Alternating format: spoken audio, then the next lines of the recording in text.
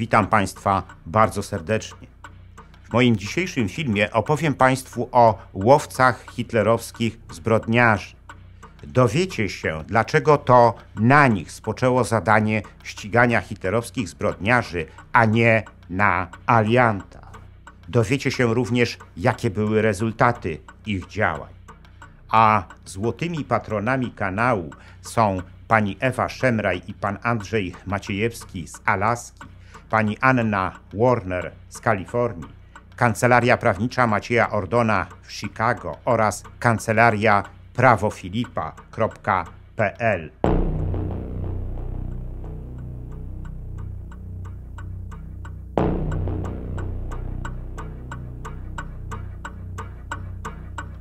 Gdy w Europie zakończyła się II wojna światowa, alianci postanowili zabrać się za osądzenie hitlerowskich zbrodniarzy.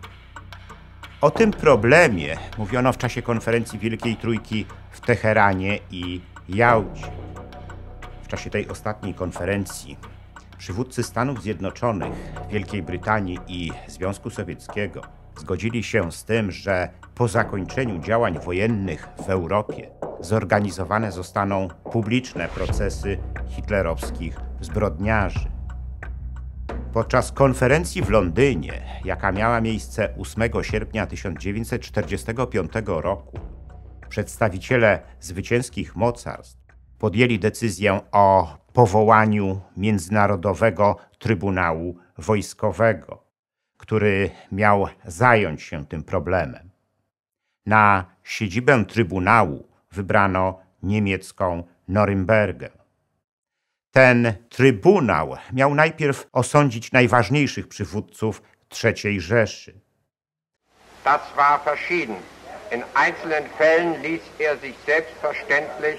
W ten właśnie sposób na ławie oskarżonych znaleźli się Hermann Göring, Rudolf Hess, Hans Frank, Alfred Rosenberg, Arthur Seyß-Inquart, Erich Kaltenbrunner, Wilhelm Fick, Hans-Georg Fritzsche, Baldur von Schirach, Wilhelm Keitel, Alfred Jodl, Karl Dönitz, Erich Raeder, Franz von Papen, Joachim von Ribbentrop, Konstantin von Neurath, Albert Speer, Hjalmar Schacht, Fritz Sauckel i Walter Fun. 12 z nich Trybunał skazał na kary śmierci, pozostałych na dożywocie lub długoletnie kary więzienia. Trybunał uznał również NSDAP, SS, SD i Gestapo za organizacje przestępcze. W następnych latach miały miejsce kolejne procesy, w których sądzeni byli funkcjonariusze aparatu III Rzeszy, ale już niższego szczebla.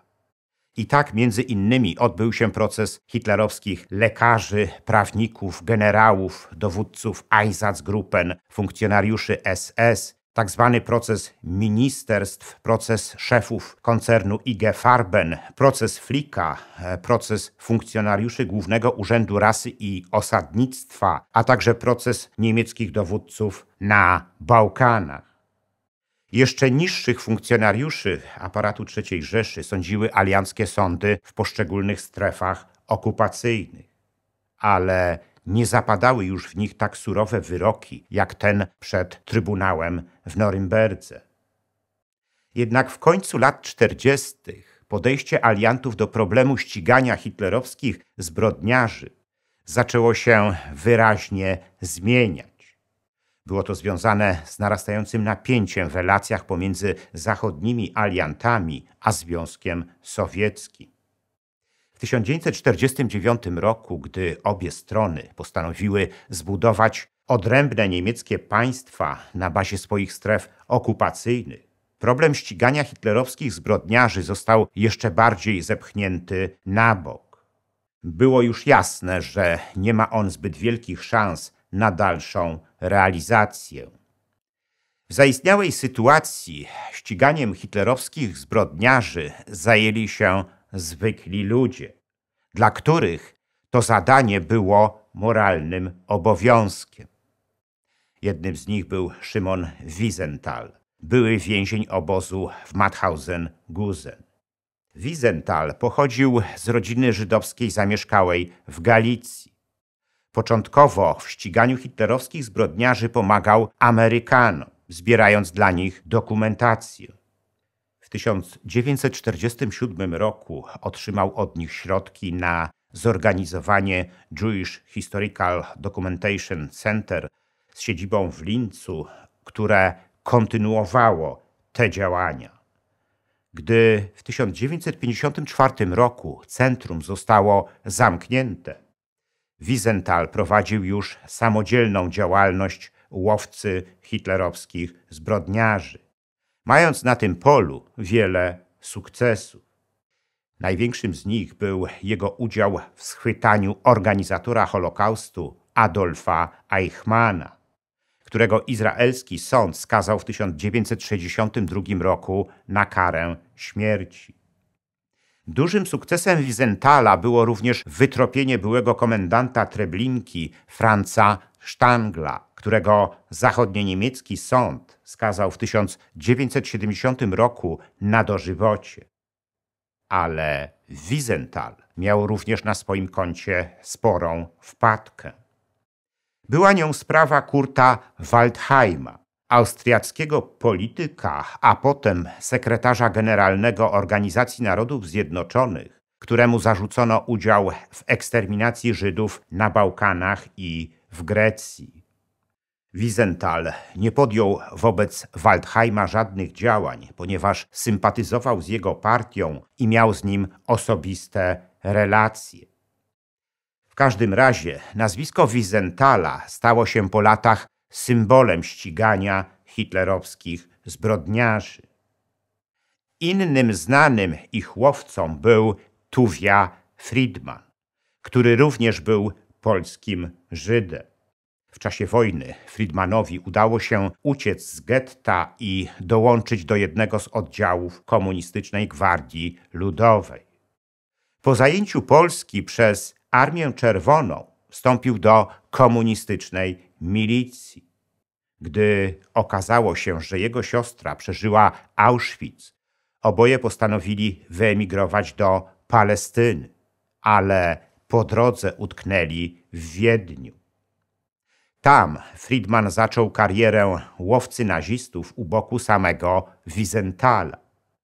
W styczniu 1953 roku Friedman wyjechał jednak do Izraela, ale nadal zajmował się ściganiem hitlerowskich zbrodniarzy.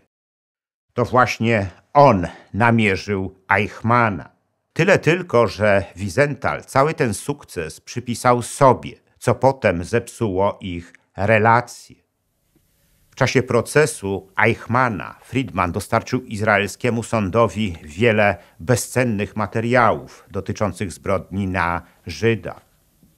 Na pewno przypadek Friedmana i Wiesenthala pokazuje, że łowcy nazistów nie byli wolni od rywalizacji o swoje sukcesy. O ile Szymon Wiesenthal stał się postacią znaną na całym świecie, o tyle o Janie Zenie, innym łowcy nazistów, nikt na świecie nie słyszał. Rodzina Zena miała niemieckie pochodzenie i od stuleci mieszkała w Galicji. Zen był absolwentem Wydziału Prawa Uniwersytetu Jagiellońskiego i już przed wojną zaczął karierę prawniczą w Wydziale Dochodzeniowym Krakowskiego Sądu. W czasie wojny pozostał w Krakowie. Jego brat podpisał wówczas niemiecką Volkslistę, co spowodowało, że po wojnie musiał się ukrywać pod przybranym nazwiskiem. Ale wybór, jakiego w czasie wojny dokonał brat, stał się dla Jana Zena powodem do odkupienia jego winy poprzez ściganie niemieckich zbrodni. Gromadzeniem ich dowodów Zen zajmował się już w czasie wojny. I chyba dlatego po wojnie komunistyczne władze mianowały go sędzią śledczym Komisji Badania Zbrodni Hitlerowskich. Später im Frühling wurde ich zum Kommandoaufnahmeschreiber genommen. Z jej ramienia Zen zbierał dowody zbrodni na terenie byłego obozu Auschwitz. Po jakimś czasie został także kierownikiem Instytutu Ekspertyz Sądowych i kierownikiem Zakładu Kryminalistyki Uniwersytetu Jagiellońskiego. Zen miał więc urzędowe umocowanie, aby stać się łowcą nazistów. Jego misją życiową stała się sprawa komendanta Auschwitz Rudolfa Hössa, który w trakcie procesu w Norymberdze ujawnił, że w obozie co najmniej 2,5 miliona ofiar zostało straconych, a kolejne 0,5 miliona zginęło z głodu, czyli łącznie liczba ofiar wynosi 3 miliony. Gdy w maju 1946 roku Hess został przekazany stronie polskiej, zajął się nim osobiście Zen. Zanim przygotował jego akt oskarżenia, namówił Hessa do napisania wspomnień, które zostały opublikowane w 1951 roku, 4 lata po tym, jak go powieszono. Ten pomysł był prawdziwym strzałem w dziesiątkę. Hess ujawnił w swoich wspomnieniach znacznie więcej niż podczas przesłuchań. W ten sposób powstało dzieło, które stało się obowiązkową lekturą dla wszystkich łowców hitlerowskich zbrodniarzy. Jan Zen zmarł w 1965 roku. Rok później jego nazwiskiem nazwano Krakowski Instytut Ekspertyz Sądowych. O sławę największych łowców nazistów od początku zabiegali Beate i Serge Klarsfeldowie, którzy również poświęcili swoje życie dla sprawy ścigania hitlerowskich zbrodniarzy. Beate Klarsfeld reprezentowała pierwsze pokolenie Niemców, które dojrzewało już w Republice Federalnej Niemiec. Studiując w Paryżu, poznała Serge'a Klarsfelda, francuskiego Żyda. Gdy zostali małżeństwem, nic jeszcze nie wskazywało na to, że zostaną łowcami nazistów. Zwrot nastąpił w 1966 roku, gdy kanclerzem Republiki Federalnej Niemiec został Kurt Georg Kissinger, który w czasach III Rzeszy zajmował się propagandą. Gdy zaczęto protestować przeciwko Kissingerowi, Beate Klarsfeld szybko włączyła się do tych protestów. Od tamtej pory jej misją stało się demaskowanie nazistów i ich ściganie. Z kolei dla Serge'a Klarsfelda motywacją do tego stała się wiadomość o zamordowaniu ojca w Auschwitz i jego wizyta w tym obozie w 1965 roku. Ale to Beate narzuciła Serge'owi styl działania na granicy prawa, czego nie akceptował Wiesenthal. Tak było już przy sprawie Kissingera, gdy Beate wykrzyczała w Bundestagu do niego słowa „nazisto, ustąp”, a kilka tygodni później publicznie go spoliczkowała, za co potem została skazana na rok więzienia. Klarsfeldowie skupili się więc na ściganiu nazistów i zaczęli odnosić na tym polu sukcesy. Dzięki nim aresztowano i oskarżono o zbrodnie Kurta Lischkę, Herberta Hagena i Ernsta Heinrichsona, którzy byli odpowiedzialni za deportację francuskich Żydów do Auschwitz. Ale światowy rozgłos zyskali w wyniku sprawy Klausa Barbiego, szefa gestapo w Lyonie, który odpowiadał za deportowanie do obozów zagłady prawie 7,5 tysiąca francuskich Żydów, zamordowanie ponad 4 tysięcy francuskich cywili i torturowanie członków francuskiego ruchu oporu, w tym jego szefa Jeana Moulina. Klarsfeldowie wytropili Barbiego w Boliwii, gdzie był doradcą ministra spraw wewnętrznych i zwalczał lewacką partyzantkę Che Guevary. Dzięki ich działaniom Barbie został w 1983 roku aresztowany i przekazany stronie francuskiej. L'audience est ouverte. W maju 1987 roku zaczął się jego proces przed sądem w Lyonie, który relacjonowały media z całego świata. To był wielki sukces Klarsfeldów. Łowców hitlerowskich zbrodniarzy było znacznie więcej, ale nie wszystkich uwieczniła historia. W tej ostatniej znaleźli się jedynie ci, którzy potrafili nagłośnić swoje sukcesy. A szkoda, bo każdy z nich miał znaczący wkład w ściganie hitlerowskich zbrodniarzy. Czasami nawet większy niż organy ścigania krajów, w których później byli sądzeni.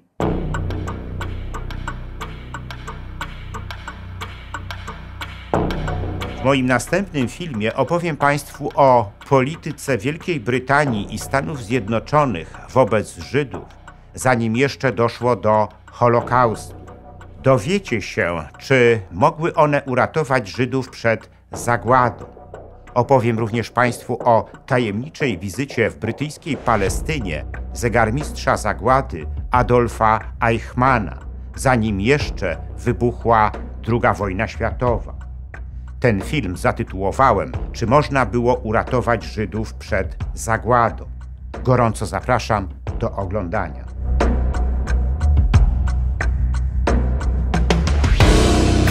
Dziękuję za liczne komentarze moich filmów i wpłaty. W sposób szczególny chciałbym podziękować złotym patronom, którymi są pani Ewa Szemraj i pan Andrzej Maciejewski z Alaski, pani Anna Warner z Kalifornii, Kancelaria Prawnicza Macieja Ordona w Chicago oraz Kancelaria prawofilipa.pl, a także srebrnym patronom, wśród których są panowie Dariusz Kwoka, Michał Rychwalski, Dariusz Pietrzykowski, Artur Drogosz, Arkadiusz Strykowski, Wojciech Trojan, Andrzej Brzezina oraz Kongres Polonii Kanadyjskiej z okręgu Toronto i Stowarzyszenie Nasza Polonia z Australii.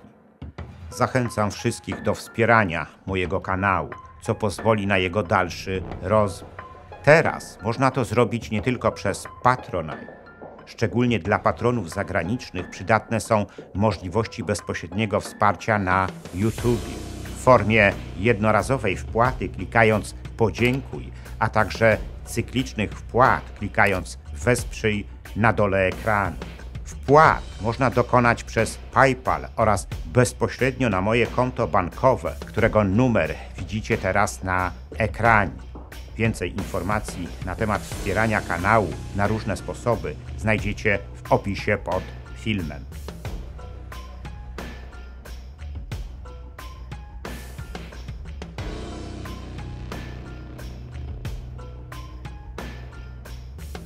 Jeśli podobał się Wam mój film, udostępnijcie go znajomym, dajcie łapkę w górę, kliknijcie subskrybuj, a także wesprzyjcie mój kanał, za co z góry dziękuję.